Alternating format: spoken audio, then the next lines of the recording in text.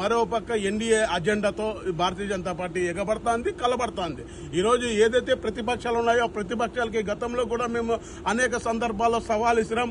ఆ యొక్క అవినీతి కానీ ఆ యొక్క సవాళ్ళను కానీ ఎదుర్కొని ఆ రోజు ఏవైతే బడుగు బలహీన వర్గాల మీద పడిన ఇబ్బందుల్ని ప్రజానీకానికి తెలియజేయడంలో భారతీయ జనతా పార్టీ ముందుంది. ఈ రోజు కూడా అధికారం ఉన్నా కూడా ఈ రోజు ఓ పక్క బీజేపీ అజెండా, ఓ పక్క ఎన్డీఏ అజెండా, ఓ పక్క బీజేపీ జెండాతో ఓ పక్క ఎన్డీఏ అజెండాతో ఈరోజు పరుగులు పెడుతున్నాం. ఎందుకంటే ఎక్కడికెక్కడ సమస్యలను తీసుకోవడం, దాన్ని ప్రభుత్వం దృష్టికి తీసుకెళ్లడం.